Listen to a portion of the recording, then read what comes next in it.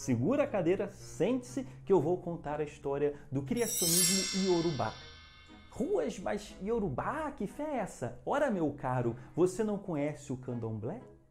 Então sente-se aí que você vai aprender muito mais sobre essa crença agora. Recapitulando de uma coisa importante, de um contexto histórico que vocês precisam saber, que eu falei no último vídeo, e se você não viu, eu vou falar nesse também e vou repetir. Entre 1400 e 1900 existiu no continente africano o tráfico negreiro, onde povos da África eram escravizados e levados para as Américas. Uma dessas rotas ficava na costa oeste africana, onde existiam dois grandes reinos, o Reino de Daomé e o Império de Oió, que foram reinos maravilhosos, assim como Roma e Cartago, grandes impérios que duraram mais de 400 anos, cada um com a sua história, com a sua cultura e com a sua crença. Os habitantes do Reino de Daomé eram da crença Vodou, e quando foram escravizados, eles foram levados para a América Central e América do Norte, se concentraram mais nessas regiões.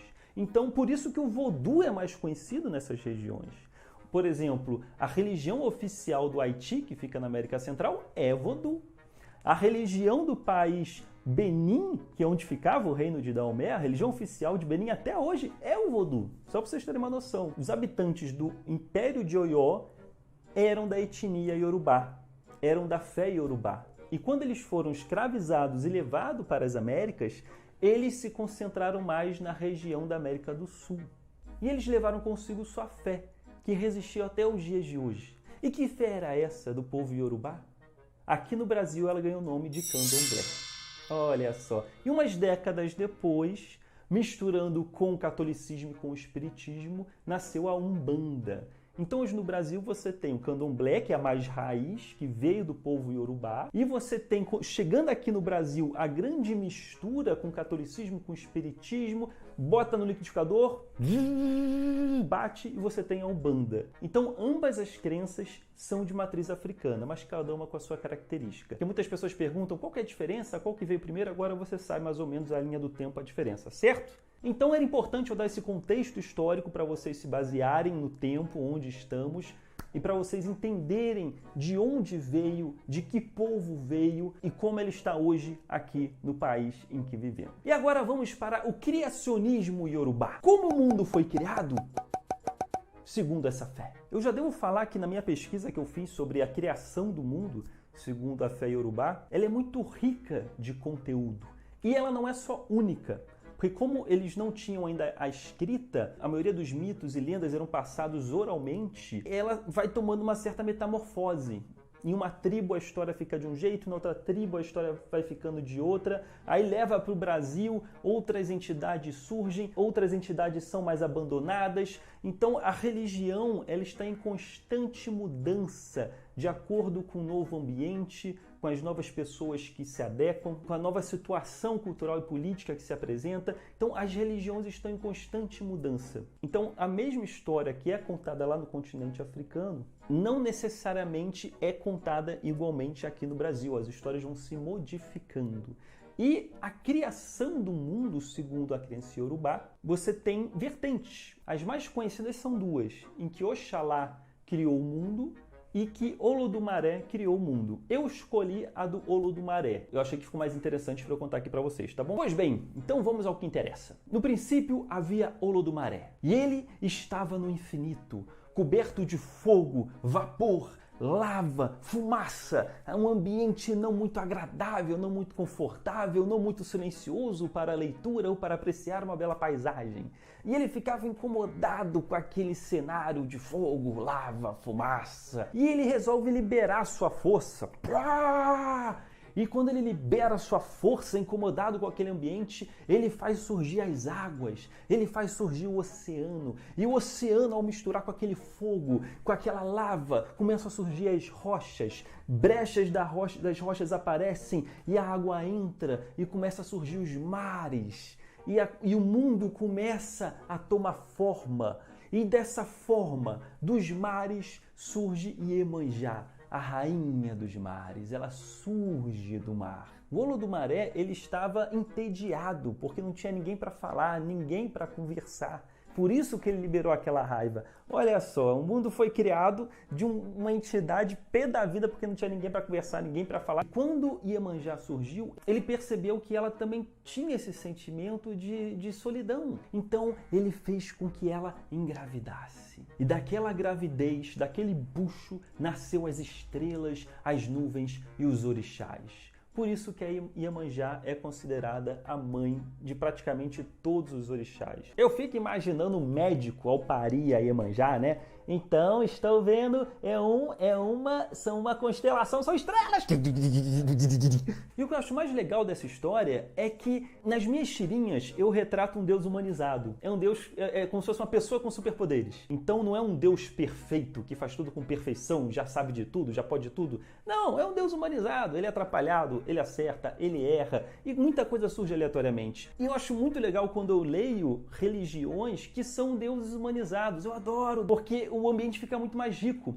Você vê que o Olodumaré, ele não quis criar o planeta. Tipo, eu quero criar o planeta. Ele estava todo ali deslocado. Que lugar é esse? O que está acontecendo aqui? Ai, meu Deus do céu, tem ninguém para falar. Ele começa a criar as coisas de uma maneira inusitada. Eu acho tão rico e tão criativo esse inusitado. Sinceramente, eu acho que o Deus cristão criou muita coisa inusitada, mas ele não assumiu isso na Bíblia, porque era uma biografia autorizada. Eu queria ver a biografia não autorizada do Deus cristão. Ia ter um monte de coisa ali sendo criada inusitadamente. E uma vez que os elementos já estavam criados, já existia um planeta para ser habitado, já tinha nuvens, já tinha estrelas, já tinha terra, rochas, oceano, fogo. Olodumaré chamou o céu de Orum e a terra de Aie. Então, céu, Orum, terra, Aie. Orum é onde os orixás habitam, é o lugar onde estão os deuses. E Olodumaré é chamado também de Olorum. Olodumaré e Olorum. Por que Olorum? Olorum significa o senhor de Orum, o senhor do céu, o senhor do paraíso. Então, é a mesma coisa, Olodumaré e Olorum. Imagina uma religião em que os santos são mais poderosos do que o Deus principal, são mais cultuados, mais adorados do que o Deus principal. É mais ou menos isso que ocorre na crença iorubá, porque Olorum depois sai de cena, após criar tudo, e os orixás entram em cena. Os orixás que vão administrar o planeta, que vão ter contato com a humanidade. Por isso que as oferendas são feitas para os orixás. Cada um vai ter um símbolo com a natureza, cada um vai cuidar de um departamento. Um vai ser as florestas, outro vai ser o oceano, o outro vai ser a tempestade, o outro vai ser... Eu vou chegar nessa parte. Mas só para você entender que Olorum sai de cena, ele é muito, humanidade, RH, dá um trabalho lidar com o humano. Ah, não quero, já criei, nem queria ter criado isso aqui, agora tá mó confusão, tá cheio de entidade, cheio de bicho, olha, é com vocês, tá bom? Eu vou ver TV, vou ficar no meu canto, vocês aí assumem tudo isso aí, qualquer coisa bate na porta, eu atendo, tá bom? Valeu? E os orixás ficam administrando o planeta. O orixá, um dos orixás mais famosos é o Oxalá. Ele simboliza a paz e ele é conhecido como orixá criador da humanidade, porque não foi Olodumaré que criou a humanidade. Ele pediu para um orixá criar a humanidade. E ele chega para Oxalá e fala: Oxalá, o negócio é o seguinte, cria a humanidade aí, beleza? Aí o Oxalá falou: tudo bem, vou criar. Como é que eu faço isso? Ó, grande Olorum. Toma aqui essa concha do mar e toma aqui essa galinha e agora você cria a humanidade, simples assim. E o Oxalá, claro, é só uma pergunta, ó grande Olorum. O que foi, Oxalá? Nada. É claro que qualquer um sabe criar os seres humanos com uma concha e uma galinha, né? Qualquer orixá sai saber fazer isso, né? Sim, claro, Oxalá, qualquer um sabe. Agora, por favor, vai indo.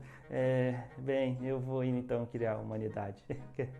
Aí, troca de cena, tava Oxalá no Google, né? Como criar a humanidade com uma concha e uma galinha. Na verdade, não foi necessariamente a humanidade que ele criou. O Olodumaré, ele queria que primeiro o Oxalá forrasse a terra, criasse terra firme, porque a terra não era tão firme assim para ser pisada. E aí o Oxalá, com a concha, tinha uma areia na concha, ele jogou essa areia pelo planeta e a galinha começou a ciscar e foi espalhando a terra até ela ficar firme para criar a humanidade em cima. Curioso isso, né?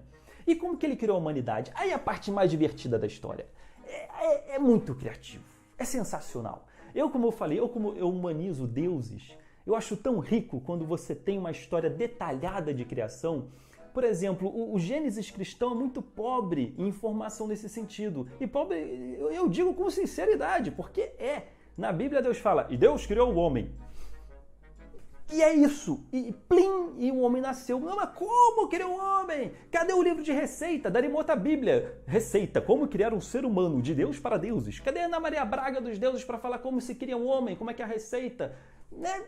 Então, para mim, falta essa lacuna na Bíblia. E eu acho muito fantástico quando tem religiões que explicam detalhadamente. Mas como é que faz? Mas como é que cria? Qual que é o elemento? E aí você misturou com o quê? Deixa quanto tempo no forno? Entende? Por exemplo, os maias criaram do milho. Não foi do barro, foi do milho. Do milho funcionou. Para os egípcios, nós fomos criados de lágrimas. Olha só o ingrediente secreto aí, lágrimas. E para a fé iorubá, nós viemos também da lama. Mas até chegar na lama, deu um trabalhão, é muito criativo. Reparem só, primeiro o Oxalá tentou criar do ar. Aí você imagina ele fazendo a nuvenzinha, um ser humano do ar. Porém, ele desmanchou com o vento. Droga. E aí Oxalá tentou fazer da madeira, mas ficou muito duro. E aí depois ele tentou fazer da pedra. Se da madeira ficou duro, imagina da pedra. Também não deu certo. Tentou fazer do fogo, mas ele se autoconsumiu. Droga. Ele tentou fazer... O desespero de Oxalá estava tanto. De, ai meu Deus do céu, o Olorum vai me punir, eu não estou conseguindo fazer o ser humano, eu já tentei jujuba, chiclete, já tentei tudo, e essa coisa não fica pronta. O desespero foi tanto que ele tentou fazer depois da água, ele tentou fazer do óleo, ele tentou fazer do vinho. Eu acho que já devia estar num grau já alcoólico de, quer saber, eu vou fazer disso aqui. Ele tentou fazer do vinho e nada funcionava. Olha que legal aí a Ana Maria Braga dos deuses. Os orixás, eles são falhos, eles podem acertar, eles podem cometer erros. E é normal. Todos os deuses na humanidade, na história do planeta, eram humanizados. O cristianismo que chegou e falou, não, Deus é perfeito, Deus pode tudo. Nunca erra, nunca tropeça, nunca peida. Aí fica sem graça. Mas então, e aí que a história fica bem interessante, porque após tentar de várias e várias maneiras, tentar usar vários elementos, ele quase desistindo, eis que aparece alguém para socorrê-lo. Nanã é uma orixá idosa, ela é representada como uma orixá idosa. E ela é anciã, ela tem sabedoria. E ela representa a lama do fundo do mar. Ela é considerada uma das orixás mais antigas que já existiu. E ela aparece para ele. Ela vai lá no fundo do oceano, pega a lama do fundo do oceano, chega até Oxalá e bota na mão dele. Ó, faz isso aqui. E Oxalá consegue fazer o primeiro ser humano da lama. E a morte existe daí, porque Nanã emprestou a terra para ele. Mas um dia voltaremos para a terra. Um dia voltaremos para Nanã. Por isso que a morte existe. É um empréstimo. Da terra viemos, da terra voltaremos.